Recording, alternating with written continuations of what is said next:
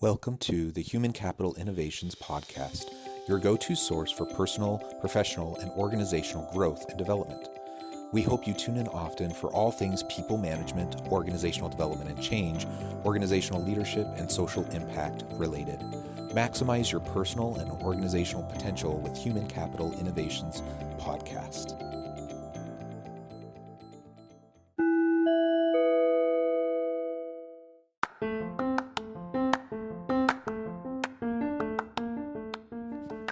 Welcome to the Human Capital Innovations Podcast. In this HCI podcast episode, I talk with Doug Lawrence about the leadership talent shortage and mentoring the next generation of leaders.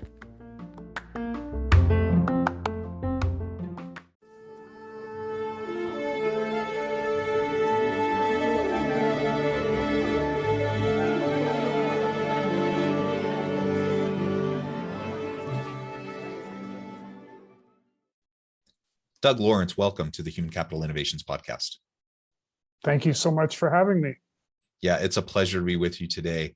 And I really appreciate your time and I appreciate your flexibility. We were scheduled previously and had to reschedule, busy schedules and everything like that. So I appreciate you taking the time to join us today. We're going to be focusing on the leadership talent shortage in organizations and how we can go about mentoring the next generation of leaders.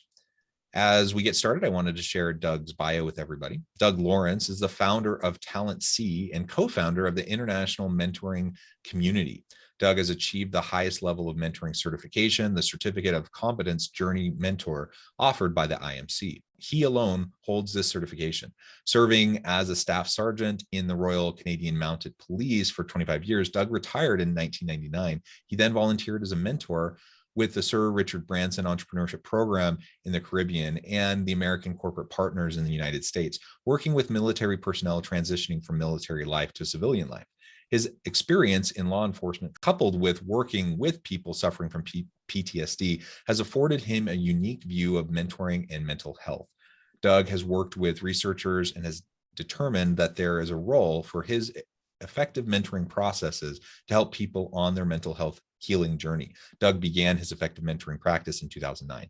He is the international speaker and author of The Gift of Mentoring that was released in 2014 and is pleased to launch You Are Not Alone in 2021. Doug collaborates with organizations to establish mentoring programs in the workplace to support employee mental health in existing situations and capturing concerns before they escalate. What a wonderful and important work that you're doing, a tremendous background. I appreciate all of that. Anything else you would like to add by way of background or context for listeners before we dive on into our mentoring conversation today? No, I think that pretty much covered off everything. Wonderful. Well, as we get started then, let's maybe you could frame up for us what has been your approach and why you took that approach when it came to mentoring new leaders in the organizations you've been a part of? So a large part of that was at the time, certainly when I started or when I embarked on mentoring and all of those things, didn't really know what it meant when somebody said, I'm a mentor. Yes, so what? And it took a while of doing some research and sort of unearthing what that actually meant. And we take a look at the definition of mentoring as a two-way trusted relationship where a mentor and a mentee are going to learn and grow together personally and professionally. So I was in a lot of, so when I was in the RCMP, I was in a lot of positions where I was in leadership roles. And what it helped me realize was that there's some gaps, huge gaps, as far as leadership, number one, is concerned, but number two, how we prepare people for those particular roles. And a lot of the work that I'm doing when I fast forward to more recent, a lot of the work that I'm doing now is mentoring. I like to, and I don't mean this disrespectful, but basically baby managers to help them develop the tools, the techniques that they need in order to be effective as a leader, but also to be able to pass that wisdom and knowledge on to someone else who aspires to those positions. Yeah, I think that's wonderful. And we really, I mean, I think leadership in my mind is all about mentorship and coaching those around us. And it's particularly challenging if we find ourselves in this leadership kind of a shortage. So if we don't have a current crop of really talented leaders, it's hard to then create, generate that sustainable pipeline of the next generation of leaders, because you don't have great people to be coaching and mentoring that next generation. And that's where it becomes really tricky as we're trying to develop that pipeline. Any thoughts on what an organization can do, if they recognize this leadership talent gap in this shortage within their organization, they want to create the pipeline, what should be those first steps that they should start to put in place?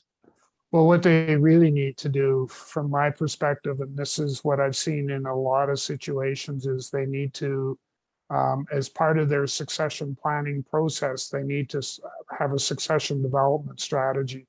So identifying employees that they feel, that management feels have got the right skill sets to be able to provide leadership within the organization. And then through the succession development process, then provide them with those skills that they need in order to become those effective leaders. And I've seen it, like I think back to a couple of people that I've worked with recently, and just to see the difference in them from being someone who was somewhat timid, who wasn't quite sure how to deal with different situations, how to have those crucial conversations, to fast forward after a bit of mentoring, they're now that lot stronger of an individual, somebody who is willing to take charge. And I use that term loosely, but to be able to take control or manage those particular situations that beforehand they would have either ignored or run away from. Yeah. And I think we've all been there, right? We're all a work in progress. And so one thing I think we need to change is the common stigma within organizations around continual growth and development, because to continually work towards growth, you have to admit that you're not there yet. And you have to admit that there's, a gap or something that you're not quite up to par on yet. And so what we end up seeing a lot of times in organizations that aren't psychologically safe, that don't have a growth mindset, is you see people putting on a facade, trying to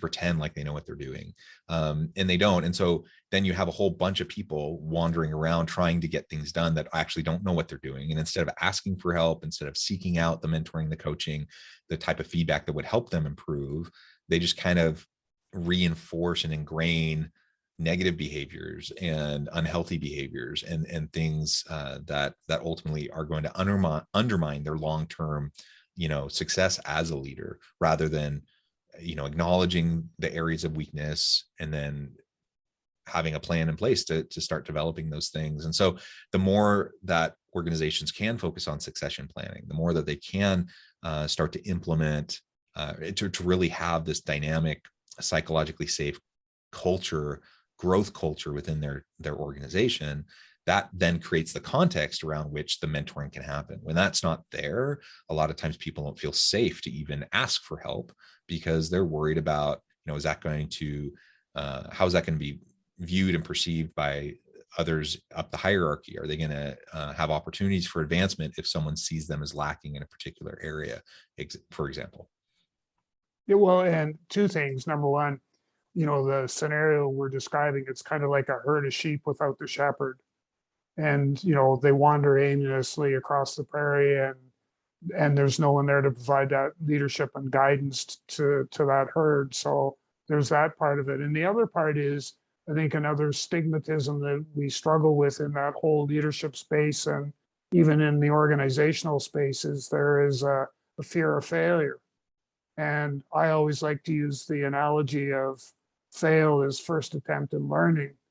So when that people, it's okay to make mistakes, because that's how we're going to learn. And part of the mentoring process is I'll take you through a reflective process where, something happens and I'll say, okay, what went well, what didn't go well, and what are we going to do different next time?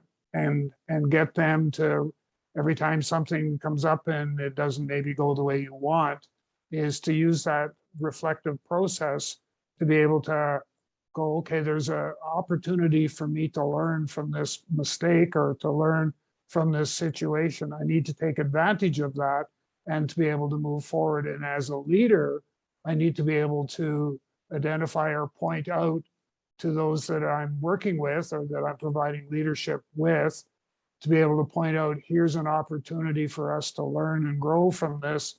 And as part of that process is ensuring that it probably won't happen again the next time.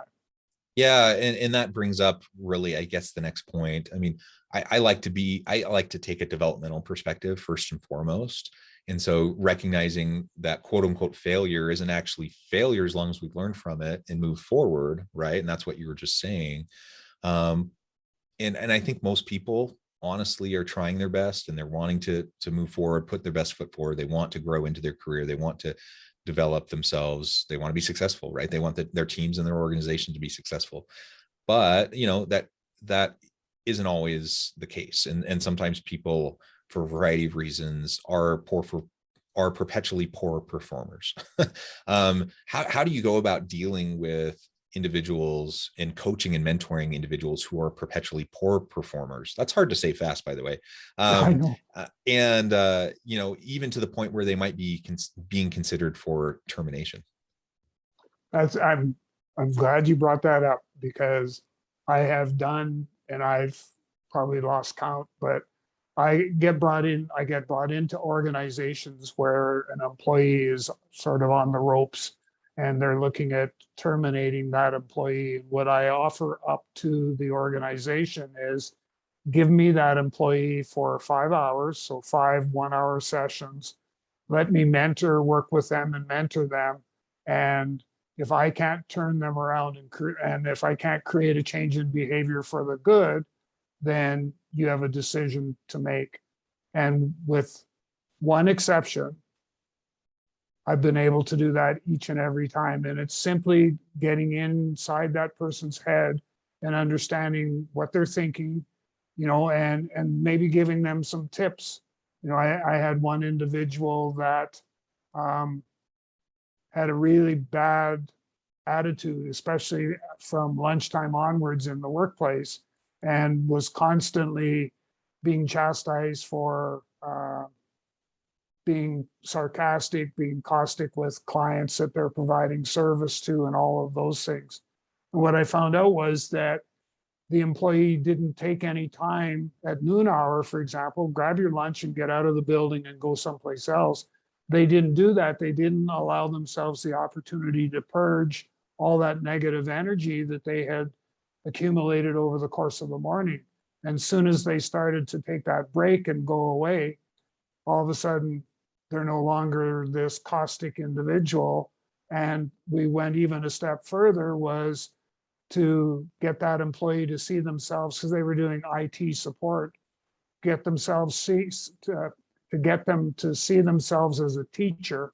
And instead of coming in and saying, get out of the way, I'll fix this and do that, is to use this as a teaching moment and say, okay, I'm going to walk you through step by step on how to fix your problem, but you're going to do the driving. I'm just going to be here as a passenger, and get them to go through that process. And when we did that, all of a sudden this employee went being from an introvert to an extrovert, and people wondered who stole Johnny, because Johnny's not here anymore. And it was just because we took the time to learn a little bit more about the employee, and just to give them some tips on how they could do things a little bit differently. And it made a whole lot of difference to them, but also to the people that they served.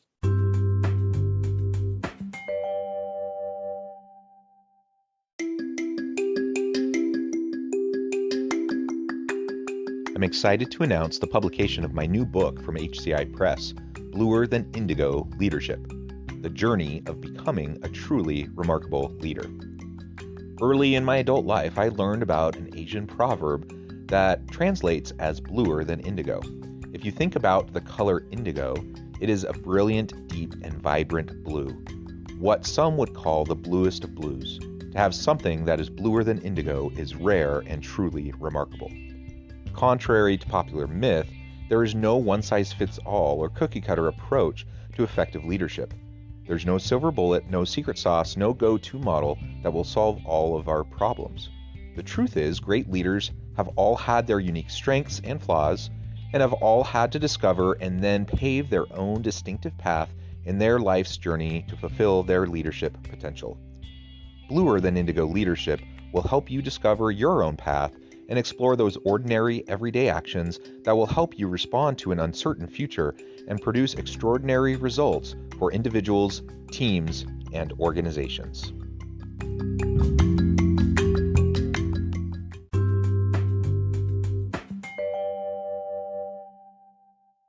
I mean, the reality is most organizations don't typically have that kind of patience with poor performers. And I mean, I get it. Sometimes we need to be decisive. We need to let people go that aren't working out.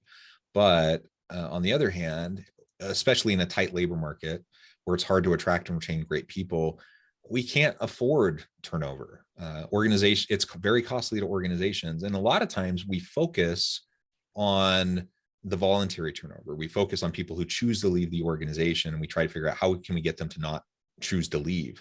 But what we also need to recognize is that involuntary turnover, termination, still means you have someone leaving and it leaves a hole that needs to be filled. And I think sometimes we're too quick to jump to the termination point without taking the time to better understand our people, like you were describing in that example. I mean, just understanding where they're coming from, understanding what is at the root of the behavior that seems to be the problem. If we can take the time to do that and do some coaching, a lot of times people will turn it around. And a lot of times people aren't even fully aware of what they're doing and how it is impacting others around them, or what the negative behavior is. A lot of times people get terminated for poor performance and they're completely shocked. They don't even realize that their boss thinks they're a poor performer because the boss hasn't been providing feedback or communicating them effectively or, consistently. And so all of that can be avoided if we, again, take a developmental approach to mentoring and coaching. And if we can recognize, that yes, will there sometimes be need for termination? Yes, it can occur. But I'm a believer that the majority of the time, if we're more effective in how we go about providing feedback and communicating and coaching those around us, that it won't get to that point, that we'll be able to truly understand the people that we're trying to work with. Well, and I know that we can with mentoring, we can definitely make that difference in how that employee goes through that turnaround process.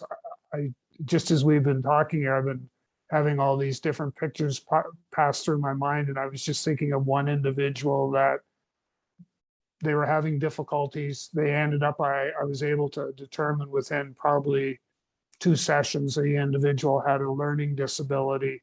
And so then I tried to coach the leader of the organization to be able to say, you need to take a little bit more time to explain things, and went on that way. They eventually terminated the employee, who then went on to find a job in another organization.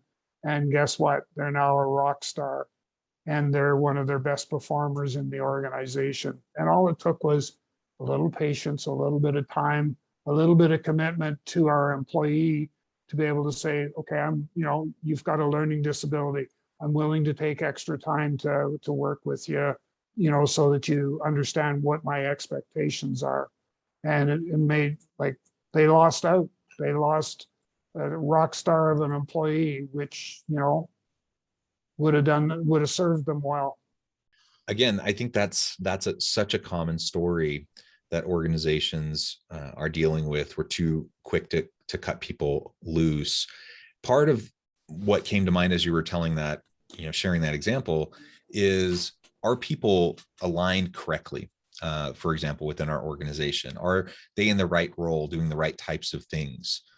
Because sometimes someone who was a really great performer, they get promoted or they change roles, they move into something else, and then their performance drops, and they're it's the old adage, the Peter principle. People get promoted to their level of incompetence. So how often do people end up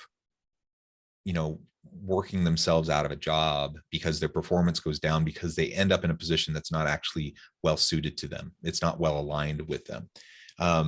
Is that our only choice? If that happens, it's a super common thing. It happens to a lot of people. If I'm an organizational leader, is my only choice to say, well, sorry, your performance stinks, so you're gone? Or can I look for other places, other roles within the organization where they can thrive, where they will be star performers again?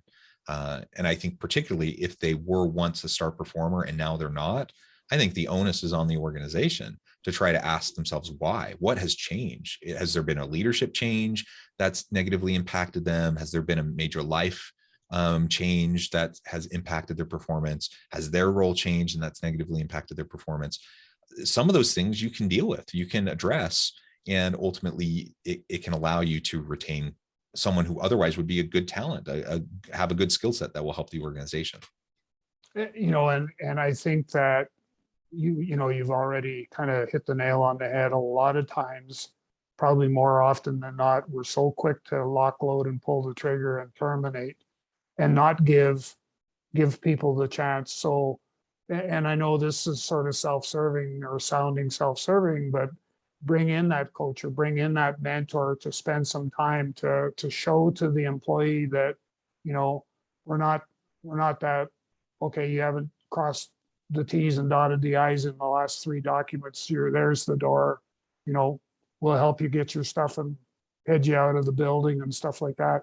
We don't need to go to that extent, because what I've been able to see and to demonstrate is that if we invest in understanding our employee and what they're dealing with, we're going to be in a better place to be able to provide the guidance they need to get them back on track. And sometimes, we make mistakes too as leaders and managers, in that, we're maybe too quick to go and stuff someone into a square peg into a round hole. And we need to sort of take the step back and say, okay, well, if we want to leave that square peg in a round hole, what do we need to do in order to be able to help them navigate the world of leadership or whatever role they're in? What do we need to do to be able to help them be successful in that particular position? And we don't do that today. We don't. And, we started the conversation on the leadership talent shortage. It's a global issue. It's not something that is just this organization here or this one here or this one here. It's something that's impacting organizations worldwide. And if we don't deal with it, and deal with it quickly, we're not going to be moving forward in a manner that we like. And we've got the COVID pandemic that we're trying to deal with, which is really teaching us who our leaders really are and who they aren't. But we've also got, my favorite one is the silent pandemic, and that's the whole mental health, mental well-being. And we haven't even begun to explore what that could mean. Yeah, and that's a really good point. I'm glad you brought that up. That's such a rich part of your background and your bio that I shared at the beginning of the episode. The pandemic has been a challenge for a variety of reasons, health-wise, of course, economically, but also in terms of mental health challenges for organizations. And I think leaders have been hit particularly hard because they're expected to show empathy and compassion. They're expected to be the ones to make the decisions and pivot and keep the organizations afloat, and to help their teams be successful when they're shifting the very nature of the design of work that they're performing. That's a heavy lift. And we know that mental health issues have been a challenge for everyone, and the number of instances of mental health issues and related domestic violence issues and those sorts of things, that has increased dramatically over the last 18 plus months. It's no different for leaders. Leaders are in the same boat. They're having to deal with the same sorts of things. And so it brings up all the more reason why we need to address the leadership talent shortage, why we need to mentor and coach people and help them to develop these skill sets, and to help leaders move into the future of work. So maybe my leadership approach and style was effective in previous decades. More and more now that we need leaders who are able to navigate this complex, messy world, who are able to show empathy and compassion, who are able to effectively and transparently, openly communicate consistently with their people. And those are things that even those who were effective previously may not be so effective with now. Yeah, and I guess I'm sort of still one that's a strong proponent that with the silent pandemic, the whole mental health piece, that if we don't watch, that it's going to surpass any issues that we thought were challenging before. Because, one of the things I take a look at, employees working from home. So you've got a husband and wife in the house vying for the best possible chunk of real estate in the house to be able to carry on business because they're working from home. And then we go and throw a curveball at them and say, oh, by the way, you're going to homeschool your children and you guys need to figure it out. And all of a sudden, stress, anxiety, depression, the whole 9 yards starts to escalate. And they've really got no one that they can turn to say, I'm feeling all these negative feelings and I don't know how to deal with them. Who do I go to? And what I'm seeing is in a lot of organizations, in fact, the majority, is that there is no support structure in place. And so that doesn't demonstrate much of a leadership function from the organization itself in helping that employee or those employees deal with that particular situation. Yeah, I think that's right. Again, the pandemic's just shining a light on these issues, making them even more apparent to us. Nothing we're talking about is unique to this pandemic environment. It's just accelerated change. It's really exacerbated the challenges, and ultimately we have to show whether or not we're willing and able to step up to the plate and address the challenges that we face. So these leadership shortages, the talent shortages that we see in organizations, that's not going away.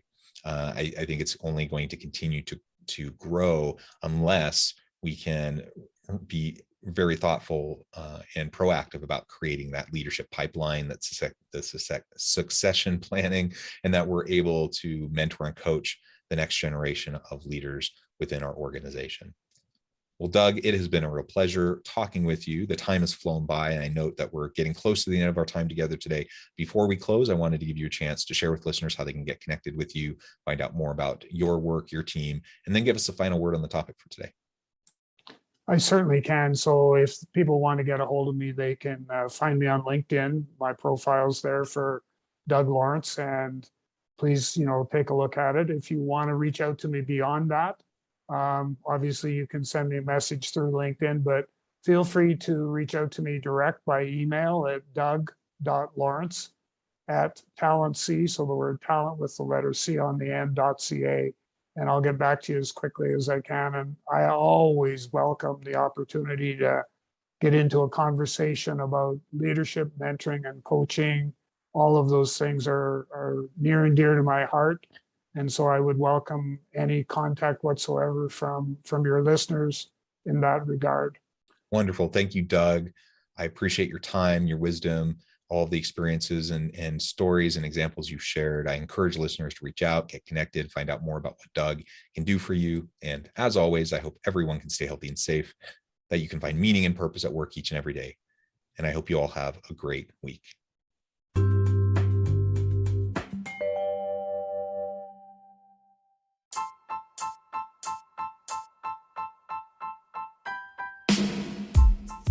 The alchemy of truly remarkable leadership. Ordinary, everyday actions that produce extraordinary results. Consider how the nature of work has shifted over the past 50 years. With increased globalization, rapid technological advancement, and the shift in economic composition, the average job of today looks very different than the average job of 50 years ago. What will the jobs and organizations of tomorrow look like? Moreover, what does this all mean for organizational leaders? What are the core competencies and capabilities of organizations and their leadership that are prepared for continued disruption and geopolitical and socioeconomic shifts? Regardless of what the future holds, increasingly, leaders need to be socially minded, data-driven, decisive, champions of talent, and disruptors of the traditional notions of leadership, teams, organizations, and work. The Alchemy of Truly Remarkable Leadership will help you to explore your own leadership competencies and capabilities and consider ways to apply and implement them into your workplace and personal life.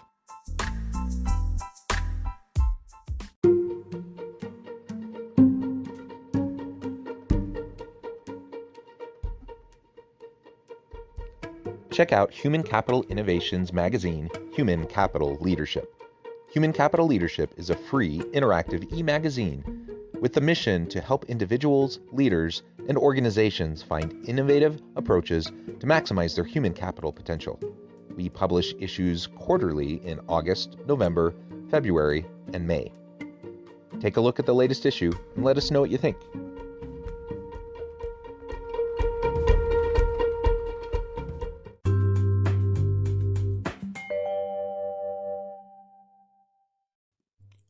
Thanks again for joining us for this episode of the Human Capital Innovations Podcast. I hope you stay healthy and safe and that you have a great week.